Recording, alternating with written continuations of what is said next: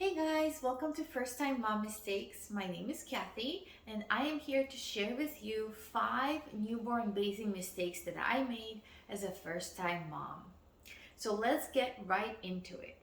The very first mistake that I made was bathing my newborn before the belly button sealed. Now, what do I mean by that?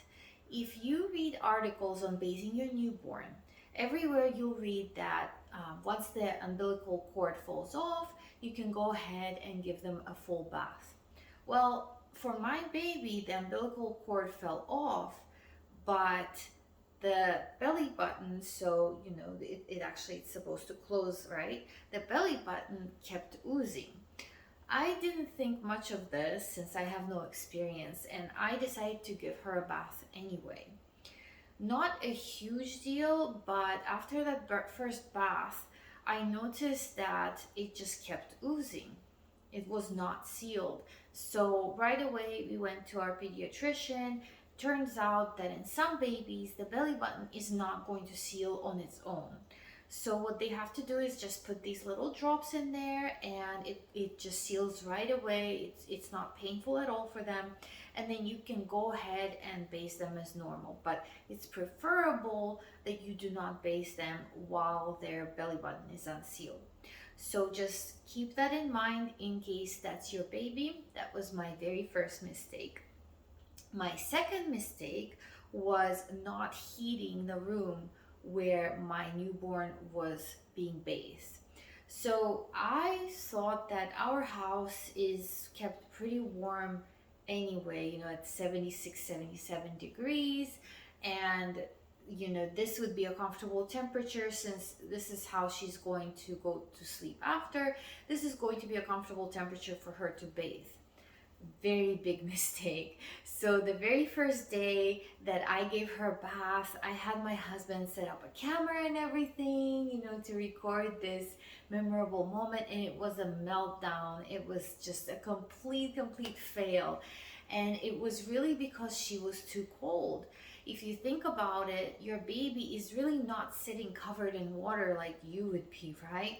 So the environment needs to be a lot hotter than you would think, because once you're wet and you're just sitting uncovered, you tend to get cold really fast, and then babies can't even regulate their temperature very well.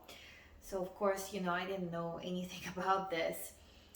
Again, very hard learned lesson. So starting the second bath, what I started to do is heat the bathroom to anywhere from 78 to 83 degrees. Now, it might sound really hot to you, but she was really comfortable in this temperature and she was happy and smiling. So, huge mistake there, thinking that, kind of a warmish environment would be warm enough for a newborn. And that feeds into the transition space too. So wherever you're dressing your baby and all of that, it needs to be warm enough as well. Otherwise, as I learned the hard way, there's a meltdown after the bath. So that was my second mistake. The third mistake was bathing my baby with one of these little washcloths, as I read online.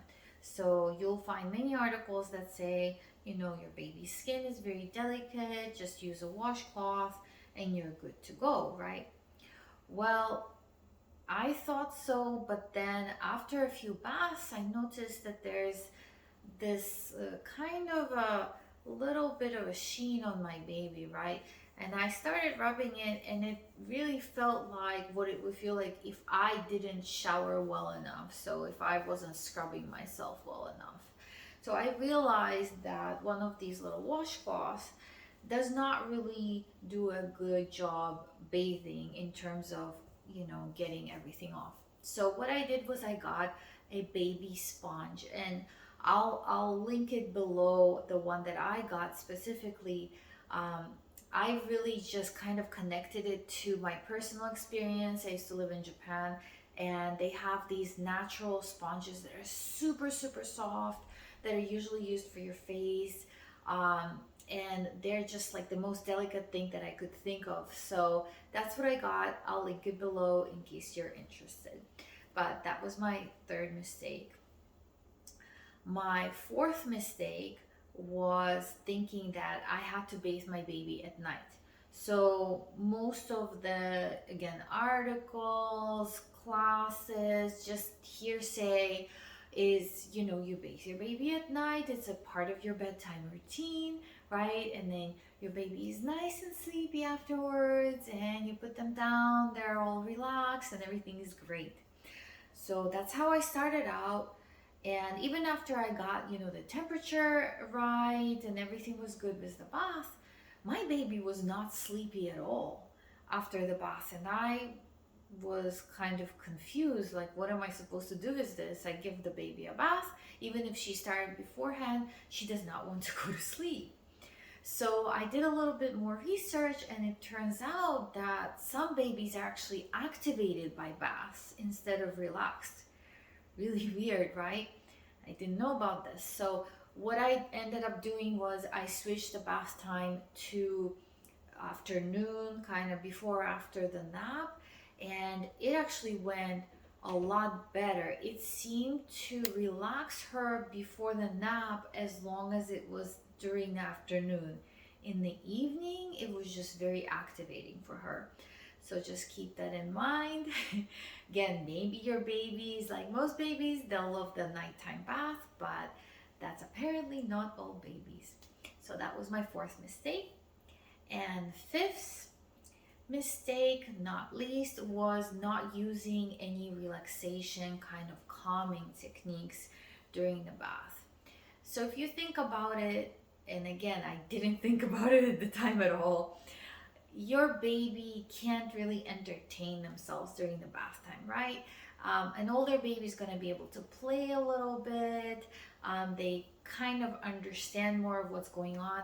A newborn is just, very confused by every new environment, and they're very sensitive. Now, some babies just love water naturally, and I guess you really don't need to do anything. In case of my baby, she was a pretty anxious baby. And so, again, even with the warm environment and all of that, she was still a little bit on the edge during the whole process. So, what I ended up doing again is some research, and eventually, what I came to is you can add a little bit of oil, like a lavender or mint, some relaxation oil to the bath, just a couple drops. It can really help. I just saw this in a mom video. I would have never known. Um, but my personal favorite became just playing spa music in the bathroom. And it's probably because I love spa music. I love going to the spa, and it just really relaxes me. And we happen to play music for her too for sleep time ever since she was born, even in the hospital. Nurses suggested it. So I started doing this in the bathroom, and it was so super, super helpful. It just kind of eased the whole atmosphere, and she became a lot more calm and happy. So no more meltdowns, no more crazy sad videos. So those were my 5 mistakes. I hope that was helpful to you. Again, I am here to share all of my hard-learned lessons so that hopefully somebody else does not have to go through the same thing. If you like my channel, please subscribe. And if you have any questions at all, I'll be more than happy to answer them. Just leave me some comments below, and I will see you again next time.